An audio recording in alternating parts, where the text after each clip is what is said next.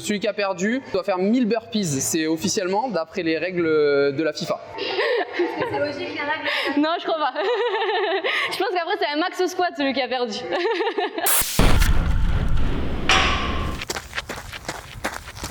Bonjour à tous et bienvenue dans cette nouvelle vidéo sur la chaîne de Compex France où on s'entraîne avec nos athlètes Compex. Et aujourd'hui on est à Power Camp, la salle de Camille Joun. On va s'entraîner avec elle, elle va nous faire une séance d'haltérophilie. Ça va être une grande première. Personnellement je suis pas athlète professionnel et justement le contre-pied c'est ça, c'est de mettre des personnes normales comme moi avec des athlètes, on sait le métier et on va voir si je suis capable de tenir une séance avec un de nos athlètes Compex. On va se retrouver avec Camille Joun pour cette séance.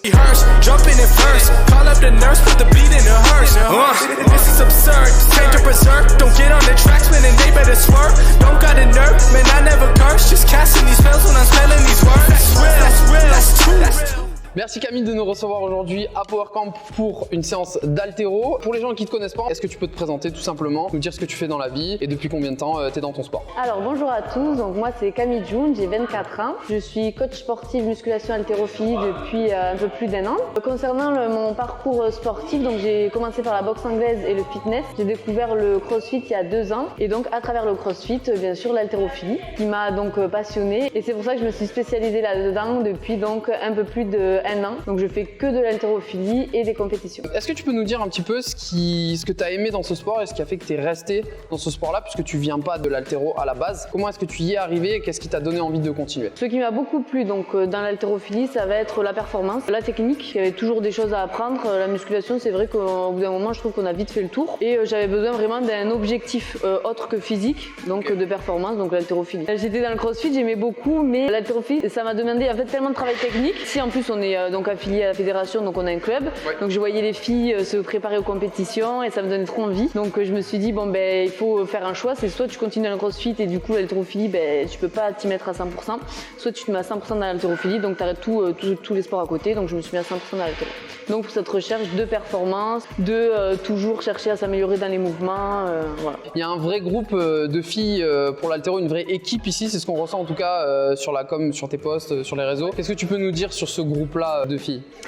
Alors déjà, à savoir que ce n'est pas un groupe fermé, hein. Tout le monde est bienvenu parce que souvent les gens ils ont un peu peur, ils trouvent que c'est des trop communautés, ils ont peur de venir par peur de ne pas être intégrés. Donc on est oui un bon groupe de filles, donc à savoir que normalement il faut être 4 filles par équipe, 4 ou 5, beaucoup d'entraide, beaucoup de soutien parce que c'est pas non plus un sport facile tous les jours, en plus c'est un sport parfois un peu trop masculin alors que bon pas du tout. Mais il y a de plus en plus de filles d'ailleurs, que ce soit, on le voit sur les réseaux ou en compète, un groupe très soudé, même si on est des fois en compétition, c'est normal pendant les entraînements pour s'encourager. Après, on est un groupe de filles, mais à l'entraînement, c'est tout le temps mixte. On s'entraîne tout le temps garçon-fille et tout le monde se soutient. Peu importe le sexe. Qu'est-ce que tu dirais du coup à toutes les filles qui ont un peu peur de rentrer dans une salle d'haltéro parce que justement elles ont peur de ce stéréotype de devenir énorme ou de perdre leur féminité justement? Tu as un message à passer à toutes ces filles qui hésitent un petit peu? Alors déjà pour les personnes qui appréhendent, surtout moi quand je suis arrivée donc à Power Camp dans cette salle qui est quand même assez connue sur Bordeaux et très spé haltéro, je faisais que du fitness, je ne savais même pas ce que c'était l'haltérophilie, je faisais pas de squat et tout ça, je n'ai jamais eu peur et j'ai jamais été jugée déjà. Vous ne serez pas jugée. Et après, pour celles qui ont peur de changer physiquement, je fais 54 kilos, je suis pas énorme, alors que ça fait quand même 1 an et demi que je fais que ça. Ce que tu disais avec Marine Leleu l'autre jour en live que j'ai bien aimé, c'est que tu disais que ce qu'ils montrent à la télé, c'est super lourd, tu vois, et qu'ils montrent pas tous les autres niveaux. En fait, on met souvent en avant tout ce qui est catégorie super lourd ou tout ce qui est énorme blessure. Voilà. De toute façon, c'est des choses en fait qui font des vues, qui font le buzz, donc on voit que ça sur l'haltérophilie ou même le crossfit, alors que en fait, en soi, 98% des choses, ça va être des gens lambda, des physiques bien sûr musclés, galbés, mais c'est pas des choses énormes, extraordinaires. Et de toute façon, pour devenir énorme et qu'une fille devienne très masculine, il faut quand même y aller. Donc vous inquiétez pas, normalement ça devrait pas se passer. Eh bien parfait, on est parti alors pour cette séance d'haltéro avec Camille Joun. Pendant que j'y pense, un mot pour dire merci à Bro qui nous fournit les tenues pour ces vidéos là. On aura le lien vers leur site dans la description.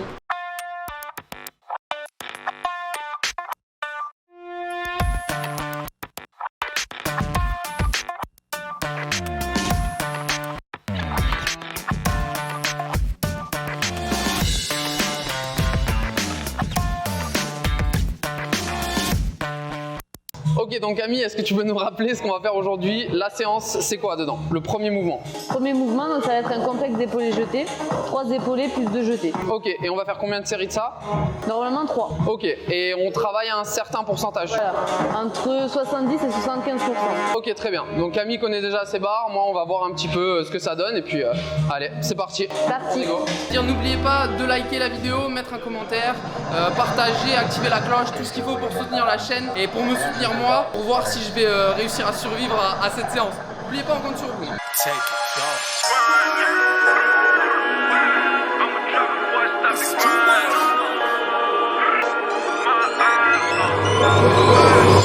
Put him in the dirt, say it again, man, and that's a reverse. Never rehearse, jumping in first. Call up the nurse, put the beat in the hearse. This is absurd, change to berserk. Don't get on the tracks, man, and they better swerve. Don't got a nerve, man, I never curse. Just casting these spells when I'm spelling these words. That's real, that's too real. I've been Roosevelt, I need a new deal. Trying to figure out what I should do still. I'm really never waiting here too still. I don't even know what I should say at all. Should I jump on in? Should I get involved? God surround me, they love to talk. I take it all with a grain of salt. It's work that I'm doing, they never see through it. And all of this rap that I see that they ruin. I came in the game and I'm trying to undo it. And still they all say they don't know if to shoot it. I gotta see through it, man, won't be the... Non, alors du coup, l'aller-retour et combien de tractions? Ouais, je vais expliquer. Ouais, mais je veux pas qu'il explique de la merde. Ok, donc la séance haltéro est terminée. On a fait le complexe épaulé jeté avec Camille. Maintenant, on va passer à un petit challenge qu'on a entre nous. Ça va être avec les kettlebells. On va partir en overhead, c'est ça? Aller-retour jusqu'au fond. Et ensuite, donc c'est le premier qui fait son aller-retour avec les kettlebells au-dessus de la tête et 10 tractions derrière. C'est le challenge. Celui qui a perdu, il doit faire 1000 burpees. C'est officiellement d'après les règles de la FIFA. C'est logique, les règles. Non, je crois pas. Je pense qu'après, c'est un max squat celui qui a perdu. Aucune idée. aussi, j'aime bien faire les choses J'ai proprement, mais aucune toi, t'es idée un crossfitter, donc forcément. J'ai aucune idée de si ça va être long ou pas. J'ai lancé un vas-y. challenge, je suis pas Vas-y. sûr du tout. 3, 2, 1.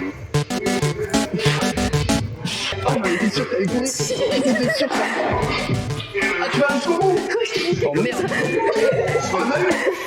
Elle me l'a mis dans le Attends, il y a les tractions. Oh non, je suis trop petite.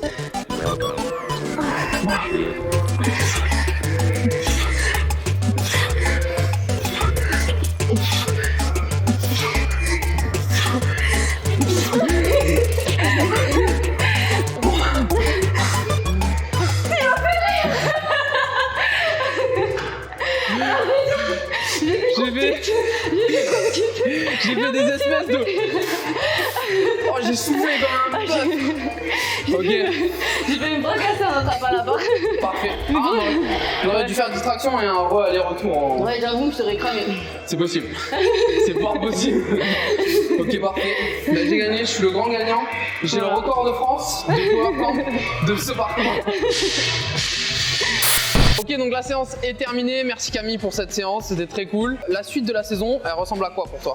Alors pour nous, il n'y a rien qui change. On fait comme si les compétitions étaient toujours maintenues. C'est pas encore ce qui va se passer au niveau des compètes par équipe, donc c'est sûrement terminé, mais individuelle, elle devrait commencer. Le championnat de France, normalement, c'est fin d'année scolaire, donc mai-juin. Donc à voir si c'est maintenu, mais dans tous les cas, même si c'est pas maintenu, moi personnellement, je garde les mêmes objectifs. Okay. Je fais comme si tout était maintenu et je continue dans cette lancée. Est-ce qu'il y a des barres que tu as en tête pour les prochains mois? Une barre à l'épaulé jeté, à l'arraché, au squat? Alors nous, c'est pas une barre en soi, c'est un total, donc le total de l'épaulé jeté plus l'arraché. Okay. Et donc c'est les minima internationaux pour moi, il me manque quelques kilos. Il faut que je sois à 155 kilos Okay. Et je suis à 147. D'accord, ça se répartit comment pour toi sur l'épaulé jeté et l'arraché? Ça, c'est à voir comment je vais progresser dans les prochaines semaines, mois, mais ça peut être 1 kilo en arraché et par exemple les 6 autres en épaulé jeté, ça dépend vraiment de ma progression. Et aujourd'hui, tu es plutôt plus à l'aise sur un des deux au niveau... L'épaulé jeté. Ouais, l'épaulé jeté plus, ok, ça marche. Comment tu fais pour garder la motivation, pour t'entraîner tous les jours, en sachant que tu te lèves le matin, en sachant que la séance sera difficile, qu'il va falloir se donner? Qu'est-ce qui te motive à te lever tous les matins et à te donner à fond?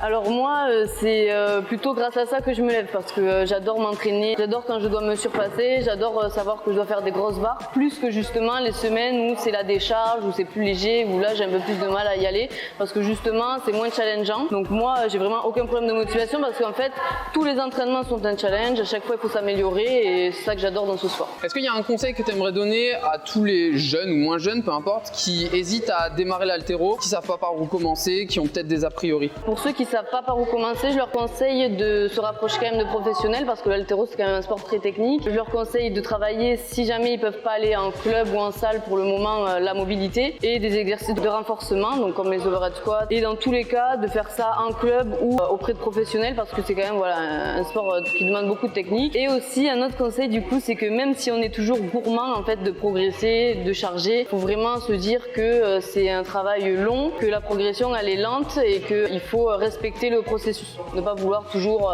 charger, mettre des trop lourds, trop fort, trop vite. Voilà, l'haltérophilie c'est un sport quand même ingrat dans le sens où un jour on peut progresser, le lendemain régresser. Donc il faut être patient et motivé. Donc tu dirais que une des qualités principales de l'haltérophile qui réussit, c'est la patience. La patience et la résistance à la frustration à l'entraînement. Ouais. Parce que souvent on peut se dire qu'aujourd'hui on a envie de mettre plus, on se sent en forme, au final on les met pas. Au final, qu'est-ce que ça va m'apporter là pour aujourd'hui, mais qu'est-ce que ça va m'apporter pour dans 10 jours, pour dans un mois? Est-ce qu'il faut pas mieux que aujourd'hui je me retienne et que je donne tout un prochain jour? Voilà. Après ça normalement c'est au coach, aux gens qui vous entourent, donc la programmation de vous le dire, mais vous tout seul vous devez être capable donc de résister à cette frustration.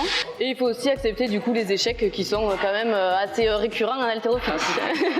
Super, nickel. Merci à tous d'avoir suivi cette vidéo, merci à Camille de nous avoir accueillis avec à PowerCamp. plaisir. C'était hyper cool.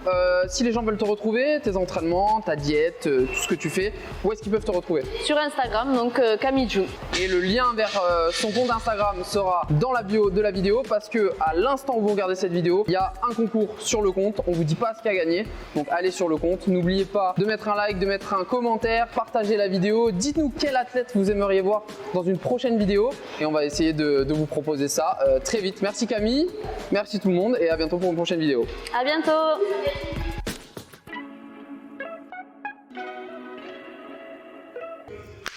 Ok, synchronisation du son et de l'image. Donc au début, donc j'étais dans le CrossFit. Bam. Ça allait? Ok. Ok, nickel. Bam. Quoi? Ah, trop vrai? Non, merde. Ah oui, parce que moi, je... Voilà.